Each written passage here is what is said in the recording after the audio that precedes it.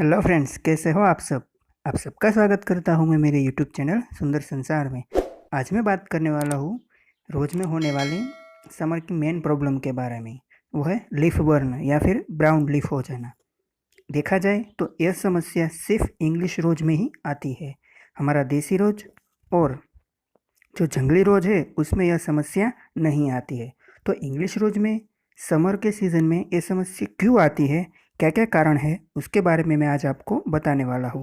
तो सबसे पहला काम आप ये करें कि जो इंग्लिश रोज है उसका ग्राफ्टिंग पोर्शन है वो दिखना चाहिए। वो ज़मीन में कभी दबाना चाहिए नहीं। मैंने यहाँ पर बहुत सारी मिट्टी डाल दी थी, इसलिए इस रोज का ग्राफ्टिंग पोर्शन है वो नीचे दब गया है। तो आप इस बात का अवश्य ख्याल रखें कि ग्राफ्टिंग पोर्शन है वो कभी नीचे मिट्टी में दबना चाहिए नहीं। उस बात का आप ज़रूर ख्याल रखिए। अब दूसरी मैं बात करूँ तो खाद की। हम ये सोचते हैं कि गर्मियों के सीज़न में हमारे गुलाब का प्रोग्रेस नहीं हो रहा है तो हम खाद देते ही रहते हैं। मगर एक बात खास याद रखें, जो गर्मी का सीज़न होता है वो पौधे का स्ट्रेस का सीज़न होता है। कोई भी पौधा हो गर्मी में अपनी वो ग्रोथ बढ़ाता नहीं है। खासकर से जो इंग्लिश रोज होता है वो तो अपनी ग्रोथ बढ़ाता ही नहीं है। तो हमें खाद देने में खास ध्यान रखना चाहिए। गर्मियों के सीज़न में कभी भी पौधे को खाद देनी चाहिए नहीं, सिर्फ उसे पानी ही देना चाहिए। केमिकल वाली हो खाद तो भी ना दे।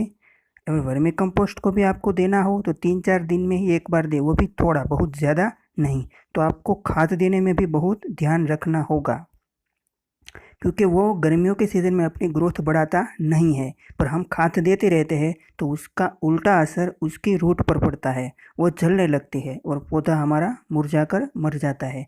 तो खास बात याद रखें, गर्मियों के सीज़न में पौधे को खाद नहीं दे। अगर आपको देनी ही है तो बिल्कुल ही कम दे, वो भी सिर्फ वर्मी कंपोस्ट या फिर गोबर की खाद ही दे और कोई खाद उसे ना दे। अब मैं बात करता हूँ सनलाइट की।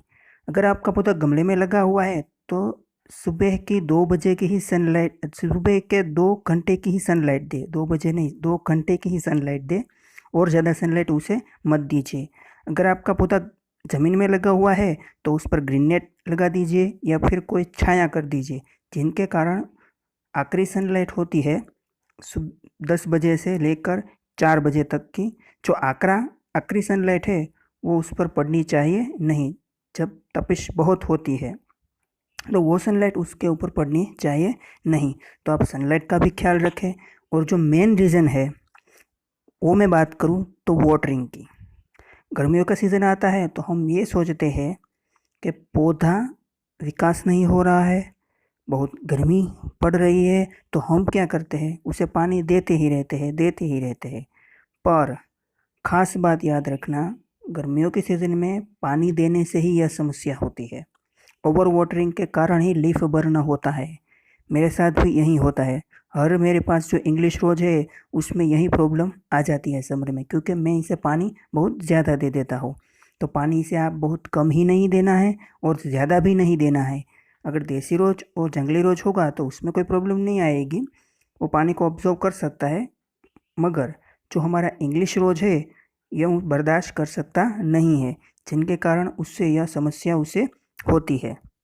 अगर आपके पौधा गमले में लगा हुआ है तो आप उसे रोज़ पानी दे दीजिए, मगर उसकी रिक्वायरमेंट के अनुसार बहुत ज़्यादा पानी उसे मत दीजिए। अगर ज़मीन में लगा है तो मेरी मानो तो आप 3 या 4 दिन में उसे पानी दे दीजिए। वो भी पौधे की हाइट और पौधा कितना बड़ा है उसके अनुसार उसे पानी दीजिए। छोटा है तो बहुत ज़्यादा पानी कभी मत दीजिए।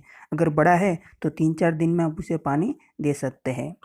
तो इस बात का आप अवश्य ख्याल रखें कि पौधे की उम्र और उसकी सेहत कैसी है, उनके अनुसार उसे हमें पानी देना है। नहीं ज़्यादा देना है, नहीं पानी देने का कम करना है। और गर्मियों के सीज़न में एक बात खास याद रखें, हमारा पौधा बढ़ेगा, बहुत सारा फूल देगा, ऐसी कोई भी विचार अपने दिमाग में मत लाइए। सिर्फ यही बात का ख्याल रखिए कि पौधा सिर्फ हमारा बचे, यह समस्या उसमें आए नहीं। जब मानसून का सीज़न आएगा तो वो अपने आप ही अपनी ग्रोथ बढ़ाने लगता है, क्योंकि मानसून का पानी ही इतना इसके लिए वरदान साबित होता है। सिर्फ पौधे का ख्याल हमें समर के सीज़न में ही रखना है। मानसून के सीज़न में वो पानी लेकर अपनी ग्रोथ बढ़ाएगा और विंटर के सीज़न में हमें वो फ्लावर देता है।